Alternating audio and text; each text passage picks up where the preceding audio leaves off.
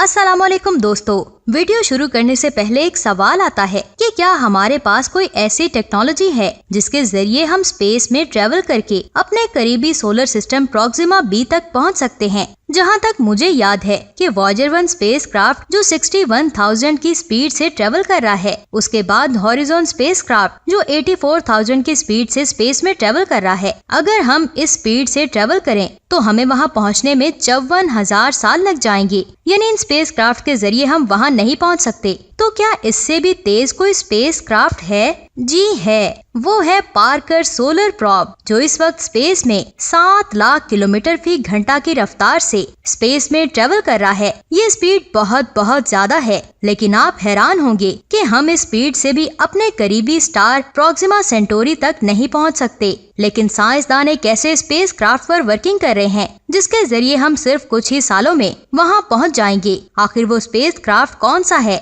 और उसकी रफ्तार कितनी है? हम कैसे और कितनी देर में अपने करीबी स्टार तक पहुंचेंगे? ये अमेजिंग इन्फॉर्मेशन आप जानेंगे आज की इस वीडियो में। वीडियो शुरू करने से पहले अगर आपने हमारे चैनल को सब्सक्राइब नहीं किया तो सब्सक्राइब करके वीडियो को लाइक जरूर करें, क्योंकि आप लाइक करते हैं तो हमारा हौसला बढ़ता है। अल्फा सेंटोरी जो हमारे सोलर सिस्टम का सबसे करीब वाला सोलर सिस्टम है, जहां 3 स्टार्स हैं, जिसमें एक अल्फा सेंटोरी ए और दूसरा अल्फा सेंटोरी बी है और एक दूसरे को ऑर्बिट करते हैं, जिसे बाइनरी स्टार सिस्टम भी कहते हैं। और तीसरा प्रोक्सिमा सेंटोरी जो एक रेड ड्वार्फ स्टार है, जो हमारे सोलर सिस्टम का सबसे करीब वाला स्टार है, जो हमसे करीब 4.2 लाइट ईयर्स दूर है। लेकिन सन 2014 में साइंसदानों ने प्रोक्सिमा सेंटोरी को ऑर्बिट करने वाले प्लेनेट प्रोक्सिमा बी को डिस्कवर किया, जो हमारी जमीन की तरह अपने स्टार के हैबिटेबल जोन में आता है, जो हमारे लिए एक बहुत बड़ी डिस्कवरी थी। साइंसदानों के मुताबिक हैबिटेबल जोन में होने की वजह से यहाँ पर पानी का बहुत बड़ा समंदर हो सकता है और आने वाले वक्त में ये पहला ऐसा प्लेनेट हो सकता है जहाँ पर हम इंसान को स्पेस क्राफ्ट भेज सकें। 2006 में न्यू हॉरिजॉन स्पेस क्राफ्ट को लॉन्च किया गया, जो 2015 में 5 अरब किलोमीटर का सफर तय करते हुए 9 साल बाद सन 2015 में प्लूटो तक पहुंचा, जिसकी स्पीड 84,000 किलोमीटर फी घंटा थी। ये स्पीड इतनी ज्यादा है कि इस स्पीड से हम सिर्फ 30 मिनट में अपनी जमीन का एक चक्कर लगा सकते हैं। अगर इसी स्पीड से किसी स्पेस क्राफ्ट को प्रोक्सिमा बी तक भेजा जाए तो उसे वहां पहुंचने में 54,000 साल लग जाएंगे, जिसका मतलब है कि हम इस स्पेस क्राफ्ट के जरिए तो वहां नहीं पहुंच सकते। तो यहाँ एक सवाल आता है कि क्या इससे भी तेज कोई स्पेस क्राफ्ट है जो बहुत ज्यादा तेज हो? जी हाँ, वो स्पेस क्राफ्ट है पार्कर सोलर प्रोब, जो 147 किलोमीटर फी सेकंड की रफ्तार से स्पेस में ट्रेवल कर रहा है। साइंसदानों ने 2021 में सूरज की ग्रेविटी की वजह से उसकी स्पीड को बढ़ाया, जो अब 197 किलोमीटर फी सेकंड है। सिंपल अल्फाज में कहूँ तो 7 लाख किलोमीटर फी घंटा। ये speed new horizon space craft से कई गुना ज्यादा है और ये आज तक का सबसे तेज स्पेस क्राफ्ट है।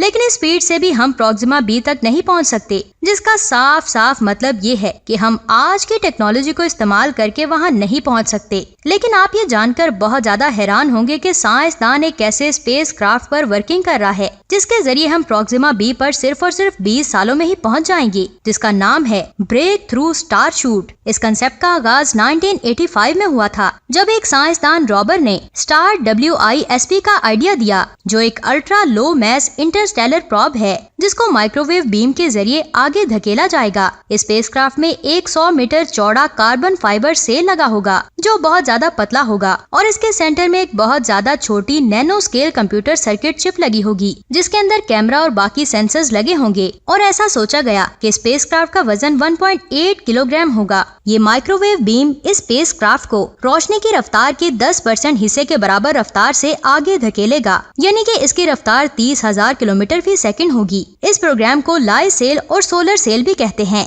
ये आइडिया बहुत ज्यादा अच्छा था, लेकिन इतनी रफ्तार से हमें प्रोक्सिमा बी तक पहुंचने में 40 साल लग जाएंगे और इतने अरसे में इस मिशन पर काम करने वाले साइंसदान बूढ़े होकर मर जाएंगे, जिसका मतलब है कि ये कंसेप्ट भी काम का नहीं है। तो हमें इससे अच्छा और फास्टेस्ट आइडिया चाहिए। तो यहीं से कंसेप्ट मिला ब्रेक थ्रू स्टार शूट का। लेकिन इसके बारे में जानने से पहले हम ये जान लेते हैं कि सोलर सेल, लाइट सेल्स और सोलर सेल्स ऐसे सेल्स हैं जो रोशनी की रफ्तार से आगे बढ़ते हैं। ये सेम उसी तरह है जैसे एक बोट के सेल्स में हवा के टकराने की वजह से वो बोट आगे बढ़ती है। इसी तरह लाइट सेल में लाइट के पार्टिकल्स उस स्पेसक्राफ्ट की रफ्तार को तेज करके उसे आगे आगे की तरफ धकेलते हैं। इसका सबसे बड़ा फायदा ये भी है कि इसका वजन बहुत कम है और इसको चलाने के लिए फ्यूल की भी जरूरत नहीं पड़ती। लेकिन बाकी स्पेसक्राफ्ट को चलाने के लिए फ्यूल की जरूरत पड़ती है, जिसकी वजह से उनमें बड़े बड़े टैंक लगाए गए हैं और उनका वजन और भी ज्यादा बढ़ जाता है, जिसकी वजह से उन स्पेसक्राफ्ट की स्पीड इतनी ज्यादा नहीं हो पाती जिससे हम अपने सोलर सिस्टम से बाहर ट्रेवल कर सके।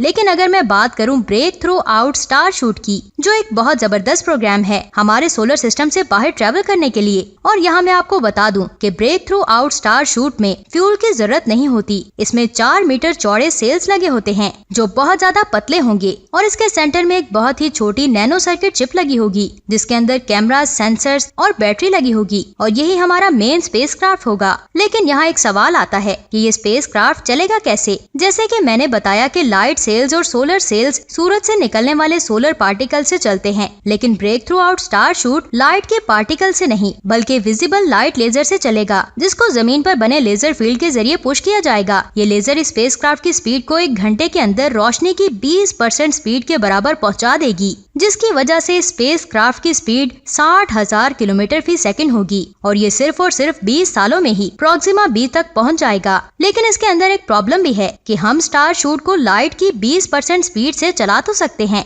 लेकिन इसे इसकी डेस्टिनेशन पर रोका नहीं जा सकता, यानी कि ये प्रॉक्सिमा बी पर पहुंचकर वहां रुकेगा नहीं बल्कि आगे निकल जाएगा, जिसका मतलब है कि स्पेसक्राफ्ट के पास कुछ ही नैनो सेकंड्स होंगे उस डाटा को कलेक्ट करने के लिए। इसलिए साइंसदानों का प्लान है कि एक ही बजाय हजारों नैनोक्राफ्ट्स को लॉन्च किया जाए, जिसकी वजह से प्रॉक्सिमा बी का प्रॉपर डाटा कलेक्ट कर सके। साइंसदानों ने कई सोलर सेल्स के एक्सपेरिमेंट्स किए हैं, जिसमें जैक्सा ने 2010 में ऐसा ही एक स्पेसक्राफ्ट को लॉन्च किया है और दी प्लेनेटरी सोसाइटी ने लाइट सेल को लॉन्च किया था। लेकिन ये स्टारशूट सोलर सेल से काफी अलग और बेहतर है। इसको बनाने की टेक्नोलॉजी आज हमारे पास नहीं है, लेकिन आने वाले 20 सालों में ये स्पेसक्राफ्ट एक हकीकत बन जाएगा। यानी आने वाले 50 सालों में हमारे पास प्रॉक्सिमा बी की तस्वीरें होंगी, यानी पहली बार हम कोई दूसरी दुनिया को देख पाएंगे। तो दोस्तों, आज की अमेजिंग वीडियो आपको कैसी लगी नीचे कमेंट्स करके जरूर बताएं। अगर अच्छी लगी तो वीडियो को लाइक करें और नीचे कमेंट्स करके ये भी जरूर बताएं कि नेक्स्ट वीडियो किस टॉपिक पर हो। जिस टॉपिक पर कमेंट्स ज्यादा हुए हम वही वीडियो लेकर हाजिर हो जाएंगे। तो इस वीडियो को देखने के लिए जल्दी से हमारे चैनल को सब्सक्राइब करके बेल आइकन को प्रेस करें। अपना बहुत सारा ख्याल रखें। खुदा हाफिज।